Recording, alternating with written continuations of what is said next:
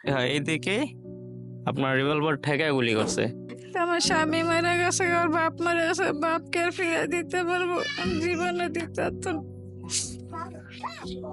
এখন আমার বাবাটা নাই, কেউ বাবা বললে ডাকতো না, চিরজীবনকার মতো হারিয়ে গেছে।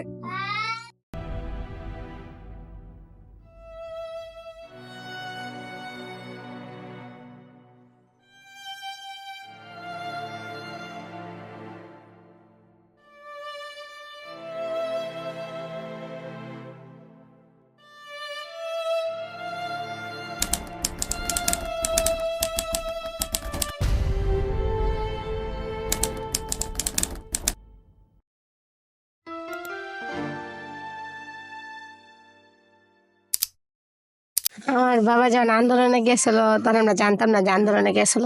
পরে শুনতে পারি যে আমার আব্বু আন্দোলনে গেছিল, কিন্তু বাড়ি থেকে বলে দেয় নাই, সকালবেলা বের হয়েছে। আমরা তখন সবাই জড়ো হইতেছিলাম আমাদের মহল্লায়, মানে আমাদের এলাকাগুলিতে আশেপাশে যারা স্টুডেন্ট ছিল তারা সবাই আমাদের মহল্লায় এসে জড়ো হইতেছিল। টাইম আনুমানিক 10টার দিকে হবে। আমাদের চিন্তা চেতনা ছিল এরকম, আমরা মুন্সিগঞ্জ সুপার মার্কেট চত্বরে যে 1-1.5 ঘন্টা অবস্থান করব, 1-1.5 ঘন্টা শান্তিপূর্ণ অবস্থান করব, তারপর আমরা আমাদের মতো চলে আসব আমাদের দাবিটা উপস্থাপন কইরা। যখন আমরা আমাদের গলি থেকে আমরা বের হইতে নিছি, তখনই আমরা বের হইতে পারি নাই। আমাদের উপর শুরু থেকে বের হওয়ার আগেই গোলাবর্ষণ করতে থাকে, গুলি করতে থাকে। আমাদেরকে ধাওয়া দিয়ে যখন ওরা চলে গেছে, তখন আমরা ধাওয়া দেব এমন পর্যায়ে রিয়াজুল ভাই আর কি, উনি দৌড় দিয়ে মানে উনি সবার মানে যে ধাওয়াটা আমরা পাল্টা ধাওয়া দিব, তো উনি দৌড় দিয়ে চলে গেছে। তো চলে যায় উনি একদম মোড়ে চলে গেছে, কিন্তু সেখানে আমাদের সাথের কেউ ছিল না, উনি একাই পড়ে গেছে। হয়তো গুলি খেয়ে পড়ছে, অথবা উনি লুঙ্গি পেঁচানো ছিল তো, বা লুঙ্গি পেঁচায় পড়ে গেছে। তো উনি পড়ে যাওয়ার পরে ছাত্রলীগ যুবলীগ সম্মিলিতভাবে ওনাকে মারতে থাকে, অনেক মারে। অনেক মারার পরে লাঠি দিয়ে বাইরেতে থাকে। তো বাইরানোর পর্যায়ে মনে হয় উনি মারা গেছে। তারপর ওনাকে লাস্ট মোমেন্ট পর্যন্ত আমরা যেটা দেখলাম, ওনাকে এইদিকে আপনার রিভলভার ঠেকায় গুলি করছে, মানে সচক্ষে দেখা, হ্যাঁ মাথায়, আমরা চেয়ে চেয়ে দেখতেছি। কিন্তু বিষয়টা এমন গুলি করে লাশটা পড়ে রয়েছে, আমরা যে আনতে যাব ওরকম ভাবে আমাদের কাছে পজিশন নাই, কারণ আমরা যখনই আগে যাই তখনই আমাদের উপর নির্মম ভাবে গুলি চালাইতেছিল। পরে আমার এক দাদি ফোন করে বলছে যে আমার আব্বু আন্দোলনে গিয়ে গুলি খাইছে। পরে আমি এক জায়গায় ছিলাম, আর ওই জায়গা থেকে আপনার এই মানিকপুর দিয়ে ওই জায়গা থেকে হাঁটতে হাঁটতে গেছি। যাওয়ার পরে একটা রিক্সা ছিল না, গাড়ি ছিল না। পরে অনেক কষ্টের মাধ্যমে আমার বাবার কাছে আমি গেছি, গিয়ে দিয়ে আমার আব্বু আর নাই, ওই জায়গায় মারা গেছে। তারপরে আমার একটা গার্জিয়ান ছিল না যে আনমু লাশটা, 2 দিন পর্যন্ত ওই জায়গায় ছিল। পোস্টমেডিং মুন্সিগঞ্জ সদর হাসপাতালে ছিল। আপনার ওই জায়গায় 2 দিন পর্যন্ত ছিল, যে পর্যন্ত শেখ হাসিনা প্রত্যয়ন করে নাই সে পর্যন্ত লাশ পাইনি। তারপরে পোস্টমেডিং করছে, তারপরে আমাদের লাশটা দিছে। আপনার লাশটা নিয়ে ফালা দিছে, 12,000 টাকার বিনিময়ে লাশটা দেয় নাই, যে পোস্টমেডিং করবো এই কারণে যে শেখ হাসিনা প্রত্যয়ন করছে। পরে আমাদের ছাত্র পোলাপানি গিয়ে উদ্ধার করে আনছে লাশটা, তারপর আমরা মাটি দিছি। আমার তো মনে করেন সংসারে কেউ নেই, 2টা মেয়ে আছে আর আমি আমি তো অসুস্থ মানুষ। আজ 10 বছর ধরে অসুস্থ, আমার তো আর সংসারে কেউ কাম অসুস্থ কেউ নেই। আমার আব্বু মরার পরে আপনার সবাই একটু সহযোগিতা যে করছিল, এই টাকা পয়সা দিয়ে আমি আমার আম্মুর চিকিৎসা করাইছি, চিকিৎসা করে আনছি। এখন আমার আম্মু যখন অপারেশন করাইছি, তারপর পরে আমার আম্মু ব্রেন স্ট্রোক করছে, এখন পাগলের মতো হয়ে গেছে। হয়তো কিছুটা বলতে পারে কথা, কিন্তু পাগলের মতোই আছে। যেদিনকে মারা দেবো আগের দিন কয় তোর আমি ডাক্তার কাছে লয়ে এলাম, কিছু টাকা পুরে তোর ডাক্তার কাছে লয়ে এলাম, রোগের থেকে তোর সমস্যা বাড়তেছে। সে তো মারাই গেল।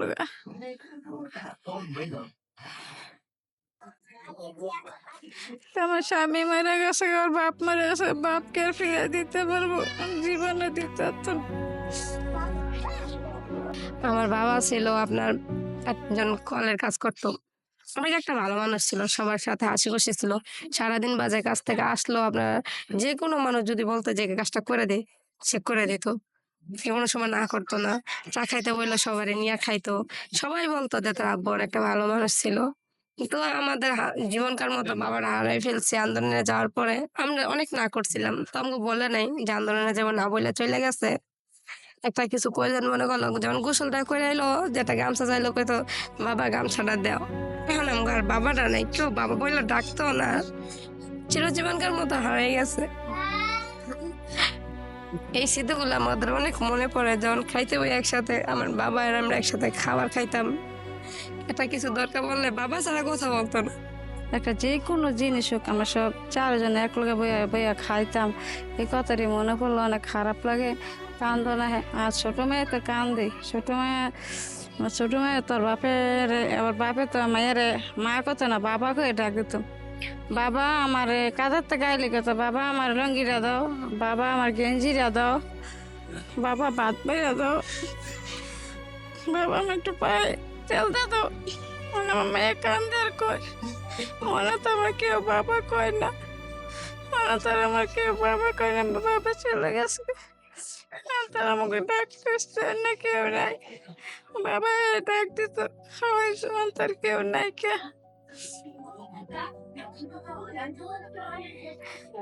আমার বাবা সব দেয় আর কান্দে, আমার বাবা আমার ডাক দেয় না, যেমন লঙ্গি দাও, আমার ভাত বেড়ে দাও, আমার তেল দাও। আমার এই ছোট মেয়েটার বেশি আদর করতো, বাবা ছাড়া কথা করতো না। আমার একটা ছেলে আছে, আমার ছেলেটার আপনি যেদিন আন্দোলনে যায় সেদিনকে মুখ ধোয়াইছে, ঘুমের উঠার পরে মুখ ধোয়াইয়া জামা কাপড় পরাইছে, পরে হাতের কটা থয়ে গেছে। আমার ছেলেটা এখন তার নানার অনেক খোঁজে, আমাদের ভাই নাই যে ভাই তার দেখবো বা কি করবো, তো ছেলে মানুষ দেখলে অনেক কাঁদে।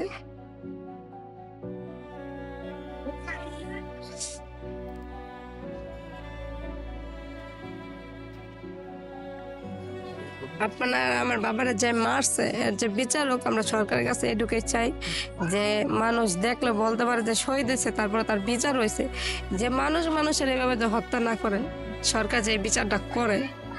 আর যদি সরকার আমাদের পাশে একটু দাঁড়ায় তাহলে আমাদের ফ্যামিলিটা একটু চলতে পারবো, কেন আমাদের কাজ করার মতো কেউ নাই। আমরা দুইটা বোন, আমার মা অনেক অসুস্থ, এই সরকার যদি পাশে না দাঁড়ায় তাহলে আমাদের ফ্যামিলিটা কি হবে আমরা জানি না।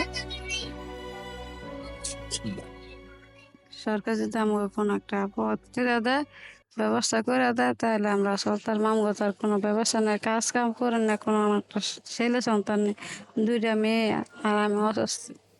সরকার যেটা বিচার করবো সেটি আমরা বিচার চাই। সরকার কি হ্যাঁ জানে না জানে এই পরিবারটা অসহায়, সরকারের হাতে বিচার, এটা যেটা বিচার করবো সেটি বিচার হইব।